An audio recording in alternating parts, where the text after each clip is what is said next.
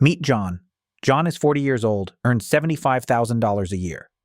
And by every visible measure, he is doing fine. He owns a modest house, drives a paid-off sedan, and takes one vacation each summer. But John has a number he tries not to think about too often. His retirement account holds $45,000, and he just turned 40 last month. Somewhere online, he read that a 40-year-old should already have 3 times his salary saved. 3 times $75,000 is $225,000. John has $45,000. He is short by $180,000, and the panic is starting to set in. So John does what most people do at this exact moment. He opens a browser tab at 11 at night and types a desperate question. He types, "Is 40 too late to save for retirement?" And the internet, as always, gives him 200 contradictory answers.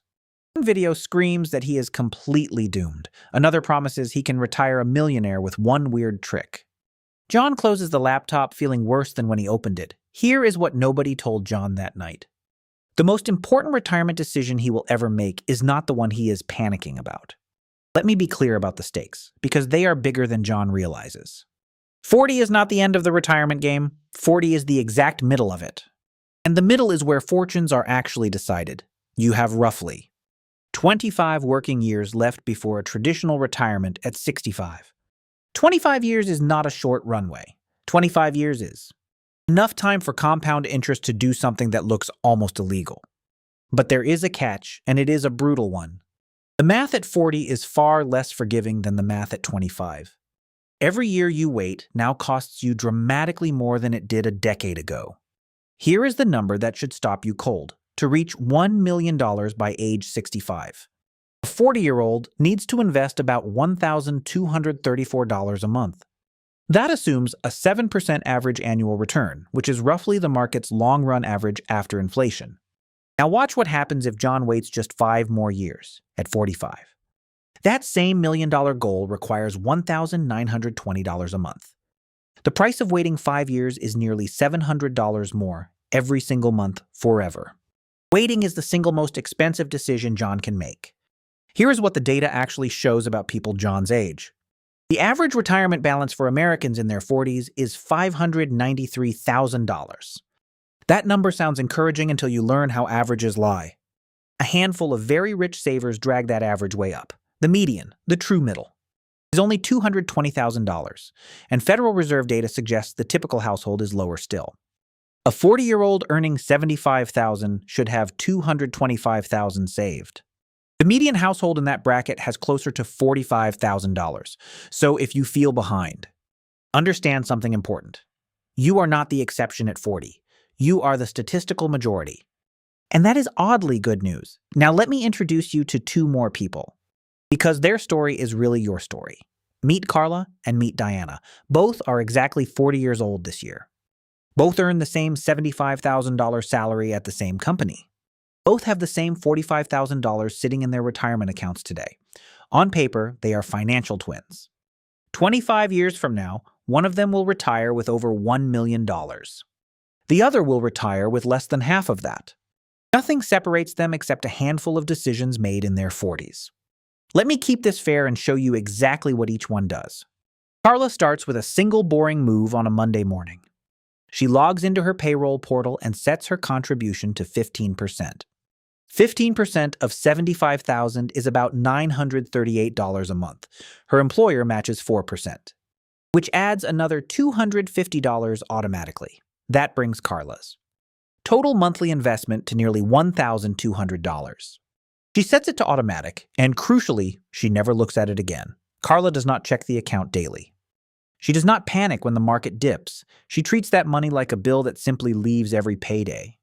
Diana believes she is being just as responsible, and this is the tragedy. Diana wants to save too, but she decides to wait until things settle down. She tells herself she will start seriously next year. After the kitchen renovation, next year becomes the year after, because then it is a new car. Diana is not lazy or reckless. Diana is simply doing what feels reasonable in the moment. She contributes just enough to get part of the match and calls it good. Meanwhile, her lifestyle quietly expands to swallow every raise she earns. This is the invisible force that decides most retirements. And it has a name. The name is lifestyle creep. and it is the silent killer of the 40s. Lifestyle creep is when your spending rises to match every increase in your income. You get a raise, and somehow the money is already gone. A slightly nicer car, a bigger streaming bundle, dinner out 3 nights a week instead of 1. None of it feels extravagant. Each upgrade feels earned, even deserved. And that is the trap. Here is what nobody tells you about lifestyle creep at 40. A single $1,000 increase in monthly spending is not a $1,000 decision. It is an $810,000 decision. Let me show you that math, because it is almost hard to believe. Take that extra one. $1,000 a month Diana spends on her upgraded life. If she had invested it instead for 25 years at 7%, it would grow to $810,000. $810,000. That is the true price tag on the nicer lifestyle she barely notices. Diana did not lose that money at a casino. She lost it one comfortable, reasonable, forgettable purchase at a time. This is why 2 people with identical incomes retire in completely different worlds. It was never about the salary. It was about the leak. Let me break down exactly where Diana's $1,000 a month actually goes. $200 is the upgrade from a paid-off car to a shiny new lease. Another $300 vanishes into food delivery and dinners she barely remembers. $150 is subscription she signed up for and forgot to cancel. The rest is a bigger apartment. Nicer clothes and weekend trips that blur together. Not one of those. Purchases feels like a mistake on the day she makes it. That is the entire danger, because a slow leak never sounds like an emergency. Run the numbers on that leak. Though, and it is the loudest sound in the room, $810,000. Drained one comfortable Tuesday at a time. Now imagine Diana had run one simple experiment at 40 instead. Imagine she froze her lifestyle at exactly the level it was that year. She keeps her paid-off car. Her current apartment, her normal groceries, everything the same, every raise. From that point forward flows into investments instead of upgrades. Diana would not feel poorer because her life already felt fine at 40. She would simply stop the automatic upgrade that happens on autopilot for most people. That single act of freezing, not sacrificing, would have closed the entire gap. Most people never. Realize that staying the same is itself a powerful strategy. You do not have to spend less than you do now. You just have to stop spending more. Now here is where most retirement videos stop, but we are just getting started. Because saving 15% is the headline advice, and it is good advice. But the real magic at 40 is not the amount you save. It is the system you build so you never have to rely on willpower again. Willpower is a terrible retirement plan. Willpower fails on a Tuesday. When you are tired and the sale ends at midnight. Automation does not get tired, so the first pillar of the age 40. Plan is to automate everything before you can touch it. Here is what actually happens inside an automated account. On payday, your contribution leaves before the money ever hits your checking account. You never see it, so you never miss it. And you never spend it. Carla did this and forgot about it within a month. That single decision quietly did the heavy lifting of her entire retirement. Now let me add the second pillar. And this one is the real secret. It is called the raise rule, and almost nobody uses it. The raise rule says that every time your income goes up, half of the increase goes straight to savings. Watch how powerful the raise rule becomes over 25 years. Say Carla gets a 5% raise, about $3,700 more per year, instead of absorbing all of it into her lifestyle. She banks half. That is roughly $1,800 a year in new contributions painlessly. She still feels richer, because half the raise lands in her paycheck, but her future self just got a permanent automatic pay bump too. Do this with every raise for 25 years, and the effect compounds beyond belief. The raise rule is how ordinary earners quietly become millionaires without ever feeling deprived. Let me show you exactly how compound interest behaves over 25 years, in the early years. Your contributions do almost all of the work. You put in the money, and the growth feels painfully slow at first. But somewhere around year 12, something quiet and powerful begins to happen. The interest your money earns starts earning interest of its own by year 18. The account is growing faster than you could ever contribute, and in the final 5 years, the growth becomes almost vertical on the chart. That steep final. Climb is the reward for starting at 40 instead of 50. The tragedy is that most people quit before they ever reach the steep part. They abandon the plan in the boring middle and never see the payoff. Think of compound interest as a snowball rolling down a very long hill. At the top, the snowball is small, and it barely picks up any snow. For a while, it feels like nothing is happening, and you are tempted to stop pushing. But every rotation adds a little more, and the surface area keeps growing. Halfway down, the snowball is gathering more snow in one turn than it did in its first 100. By the bottom, it is enormous, and you are just watching it go. Your 40s are the top of that hill, where the pushing feels thankless. But the push you give it now is what makes the bottom unstoppable. Nobody gets to skip the slow part. Everybody who wins simply refuses to stop pushing. Now let me talk about the account order. Because putting money in the wrong place costs you. Most people. At 40 have access to a 401k and an IRA. Here is the sequence that squeezes the most value from every dollar. First, contribute enough to your 401k to capture the full employer match. The match is a 100% instant return. And refusing it is like declining free salary. Never leave the match on the table. Second, if you can, funnel additional money into a Roth IRA. A Roth grows tax-free and pays out tax-free in retirement. Let me explain why the Roth matters so much at exactly your age, when you retire. You will pay ordinary income tax on every dollar from a traditional 401k. But Roth withdrawals arrive completely tax-free. Decades of growth included. At 40, you likely have 25 years of growth ahead of you. That is 25 years of gains the government can never touch. $100,000 of Roth growth is worth far more than the same amount in a taxable pull. Building a bucket of tax-free money is one of the smartest moves of your 40s. Most people never do it because no one ever explained the difference. Here is what nobody tells you about clearing high-interest debt first. If you carry a credit card balance at 20%, no investment beats paying it off. Paying off a 20% debt is a guaranteed 20% return, tax-free. The market cannot promise that. So kill the toxic debt before you chase returns. But be precise about which debt actually qualifies as toxic here. A 2 or 3% mortgage is not an emergency, so do not rush to kill it. High-interest consumer debt is the fire. Your mortgage is just furniture. Now let me hand you a tool most people at 40 completely overlook. It is the health savings account. And it is the most tax-advantaged account in America, if you have a high-deductible health plan. An HSA gives you a rare triple tax break. The money goes in tax-free, grows tax-free, and comes out tax-free for medical costs. Here is what nobody tells you about the HSA in your 40s. You do not have to spend it on healthcare the same year you contribute. You can invest that money. Let it compound for decades and reimburse yourself later. A healthy 40-year-old can quietly turn an HSA into a stealth retirement account. Very few people ever use it this way, and that is a costly oversight. Let me now walk you through Carla's next 25 years, decade by decade, in her 40s. Carla simply lets the automation run in the background. She captures every match, banks half of every raise, and ignores the daily noise. By 50, her balance has crossed $250,000, and at 50, a new door opens that changes everything for late starters. The IRS allows what are called catch-up contributions once you turn 50.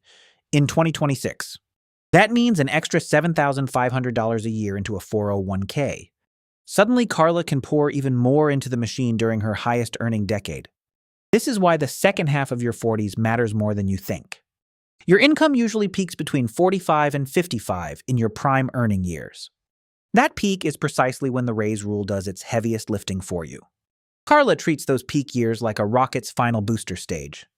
She lives on the lifestyle she had at 40 and sends the surplus straight to her future by 55. Her account is snowballing so fast, the growth outpaces her contributions. That is the moment compound interest quietly takes over the job from her paycheck from then on. The account earns more each year than she could add herself. Now compare that to Diana, walking the exact same 25 years beside her. Diana keeps meaning to increase her contribution, but the timing never feels right. Her 40s disappear into upgrades that felt small and reasonable in the moment. By 50, Diana has maybe $90,000 while Carla has crossed $250,000. The gap is no longer a rounding error, it is a different retirement entirely. And here is the cruelest part of Diana's story that no one warns her about. The later she starts, the less time compound interest has to rescue her. She would now need to save nearly double each month just to catch up. The window did not close, but the price of entry quietly tripled. Let me pause on the psychology. Because this is where most people actually lose. The reason Diana struggles is not that she is bad with money. It is that the boring middle is emotionally impossible to feel excited about. Saving at 40 offers no fireworks. No instant reward, no visible progress most months. The account barely moves for years, and the brain hates invisible progress. So people quit or never start because the feedback loop is broken. Here is the mental reframe that separates the wealthy from the anxious. You are not saving money. You are buying your future self-freedom, one paycheck at a time, once the automation is set. The boredom is actually the sign it is working. Here is another trick that quietly protects everything you are building. Keep a real emergency fund of 3 to 6 months of expenses separate from investments. Most people raid their retirement account precisely because they have no cushion for surprises. A blown transmission or a medical bill hits and the 401k becomes the fallback. But every dollar you pull out in your 40s is a dollar robbed of decades of growth. The emergency fund is not an investment, and that is exactly the point. Its entire job is to stop you from touching the money that must never be touched. Think of it as the guard standing in front of your future. Let me be honest about something the retirement industry rarely says out loud. Social Security will likely still exist, but it was never meant to fund your whole life. The average benefit replaces only about 40% of a typical worker's income. You cannot build the retirement you actually want on that alone. So the money you invest in your 40s is not extra, it is the foundation. Treat it with the seriousness of a mortgage payment because your future depends on it more. The people who assume the government will carry them are the ones who work until 70. The people who build their own foundation get to choose when they stop. Now here is a mistake I need you to avoid at all costs. When the market drops, and it will drop, do not stop contributing. A market crash in your 40s is not a disaster. It is a discount. Every dollar you invest during a downturn buys more shares at a lower price. Those cheap shares become the biggest winners when the market recovers, as it always has. The people who panic and sell in their 40s lock in the loss forever. The people who keep buying through the fear are the ones who retire wealthy. Boring discipline beats brilliant timing every single time. Let me address the person watching who has almost nothing saved at 40. Maybe your balance is $5,000 or maybe it is zero, and the shame is heavy. I want you to hear this clearly. Starting at 40 with nothing is not a death sentence for your retirement. If you invest $500 a month for 25 years, you reach about $405,000. Push that to $750 a month and you cross $600,000.